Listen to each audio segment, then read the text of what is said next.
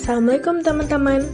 Perkenalkan, kami dari kelompok 5 Stase Keperawatan Jiwa, mahasiswa Profesi Nurse Angkatan 25 Universitas Jenderal Sudirman.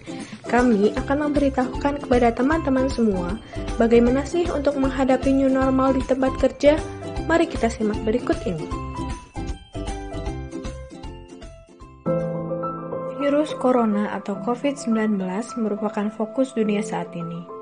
COVID-19 menyebabkan ancaman besar bagi kesehatan dan ekonomi global. Situasi total kasus konfirmasi COVID-19 per tanggal 2 Juni 2020 adalah 6.194.533 kasus, dengan 376.320 kematian di 215 negara terjangkit.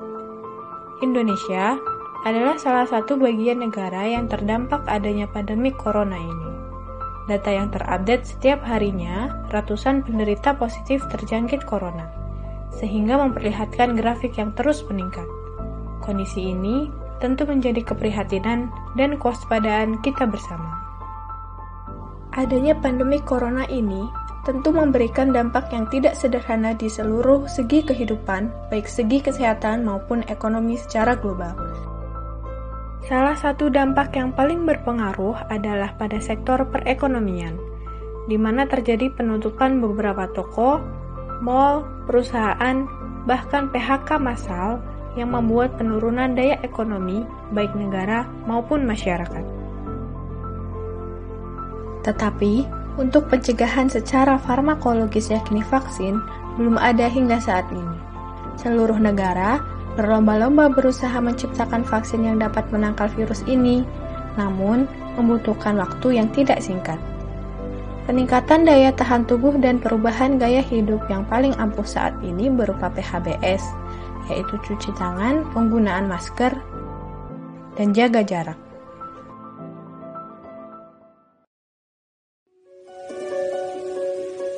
Sebagian besar negara di dunia akan mulai membuka diri untuk hidup berdampingan dengan COVID-19 yang disebut dengan new normal. Apa itu new normal? New normal adalah perubahan perilaku untuk tetap menjalankan aktivitas normal dan tetap produktif, namun ditambah dengan menerapkan protokol kesehatan untuk mencegah terjadinya penularan COVID-19. Menurut WHO, ada 6 poin utama jika suatu negara akan menjalankan kebijakan new normal, yaitu yang pertama, pemerintah bisa membuktikan bahwa transmisi virus corona sudah dikendalikan. Yang kedua, rumah sakit atau sistem kesehatan bersedia untuk mengidentifikasi, menguji, mengisolasi, melacak kontak, dan mengkarantina pasien COVID-19. Yang ketiga, risiko penularan wabah sudah terkendali, terutama di tempat dengan kerentanan tinggi. Yang keempat, langkah pencegahan di lingkungan kerja, seperti menjaga jarak, cuci tangan, dan etika saat batuk. Yang kelima, mencegah kasus virus corona dari luar. Yang keenam, menghimbau masyarakat untuk berpartisipasi dan terlibat dalam transisi new normal.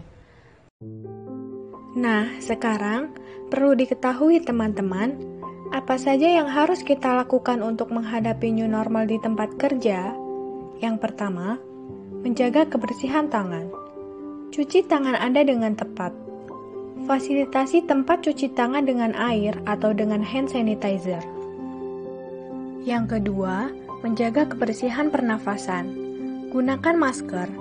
Dan jika Anda merasa sakit, Anda tidak perlu pergi bekerja. Yang ketiga, menjaga jarak. Jaga jarak paling sedikit 1 meter. Hindari kontak fisik langsung dengan orang lain. Kurangi kepadatan orang di dalam gedung. Meminimalkan kebutuhan untuk pertemuan fisik, misalnya dengan menggunakan fasilitas telekonferensi. Menerapkan pembentukan shift atau divisi oleh tim. Tunda acara di tempat kerja yang melibatkan kontak dekat. Yang keempat, kurangi perjalanan yang terkait dengan pekerjaan. Yang kelima, membersihkan dan mendisinfeksi lingkungan tempat kerja secara teratur. Yang keenam, menyediakan alat bantu promosi tentang pencegahan COVID-19.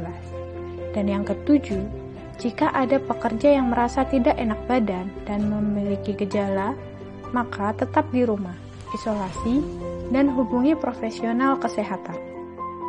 Kemudian, untuk masyarakat yang akan kembali bekerja, harus mempersiapkan segalanya, seperti penggunaan masker jika akan keluar rumah, menjaga kesehatan tubuh dengan gizi yang seimbang, olahraga teratur, istirahat yang cukup, tidak merokok, mengkonsumsi vitamin tambahan untuk meningkatkan imunitas.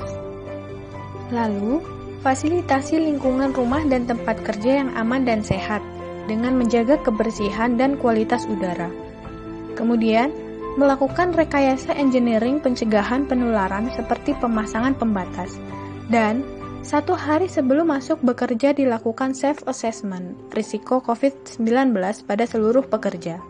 Tamu diminta mengisi self-assessment. Demikian informasi yang dapat kami sampaikan. Yuk tetap waspada, cegah penularan, jaga diri Anda, keluarga, dan orang lain yang berada di sekitar Anda. Semoga bermanfaat. Wassalamualaikum warahmatullahi wabarakatuh.